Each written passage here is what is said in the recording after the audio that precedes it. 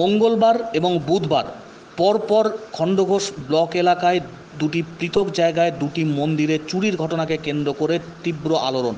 এলাকার নিরাপত্তা নিয়ে প্রশ্নচিহ্ন তুলেছেন স্থানীয় বাসিন্দারা। পরপর দুই দিনে দুটি পৃথক মন্দিরে চুরির ঘটনাকে ঘিরে আতঙ্কিত স্থানীয় বাসিন্দারা।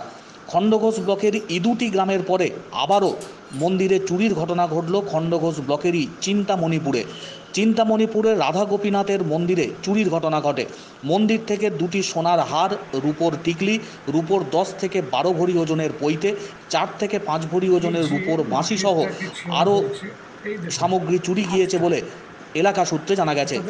মন্দিরের সেবায়িত তিনি জানিয়েছেন, এই সমস্ত জিনিসপত্র ছাড়াও 4টি রূপোর নূপুর চুরি হয়েছে। বৃহস্পতিবার খবর পেতেই ঘটনাস্থলে পৌঁছয় খণ্ডঘোষ থানার পুলিশ। ঘটনার সমস্ত দিক খতিয়ে দেখা হচ্ছে। ইতিমধ্যেই লিখিত অভিযোগ জানানো হয়েছে খণ্ডঘোষ থানায়। পুলিশের তরফ থেকে যথাযথ তদন্তের আশ্বাস দেওয়া হয়েছে, এমনটাই জানিয়েছেন মন্দিরের সেবায়িত। তবে পরপর দুটি পৃথক জায়গায় দুটি পৃথক মন্দিরে চুরির ঘটনাকে ঘিরে আলোড়ন খণ্ডঘোষ ব্লক জুড়ে। তাড়াতাড়ি করলে যেটা হয়, কৃষ্ণর কিছু ছিল নাকি? কৃষ্ণ ছিল রূপোর পৈতের রূপোর বাঁশি। এই বাঁশিটা তো কী করে, সেটা রূপোর বাঁশি ছিল। আর রূপোর একটা পৈতে ছিল মোটামুটি 10 থেকে 12 ভরি। গতকাল রাত্রে দেওয়া ছিল, তা চাবিটা ডুপ্লিকেট কাঠিও তো সব তৈরি করে যাচ্ছে। আমরা এসে চাবিটা যখন খুলি তখন দেখা যাচ্ছে চাবিটা একটা অংশ খোলা আছে।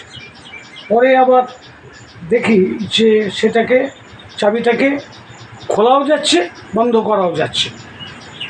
হ্যাঁ, তা আমার অনুমান ডুপ্লিকেট কাঠি দিয়ে এগুলো করা হয়েছে। গেছে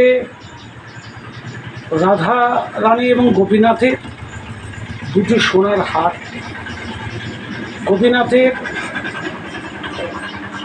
10 থেকে 12 ভরি ওজনের একটি পৈতে, রাধারানী এবং গোপীনাথের দুটি করে 4টি রূপোর মল, গোপীনাথের রূপোর বাঁশি, গোপীনাথের সোনার কানের, রাধারানীর রূপোর টিগলি, সোনার জলকোড়া,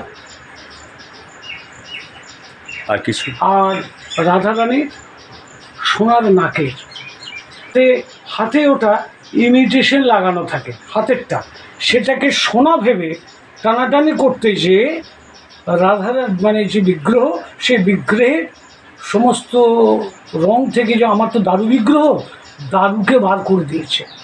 দারু বেরিয়ে গেছে, সমস্ত গঙ্গামাটির প্রলেপ মানে উঠে যে পুরো দারুটিকে বার করেছে। এই মন্দির রাধা গোপীনাথ মন্দির, এটি চিন্তামণিপুর থানার সগড়াই অঞ্চল।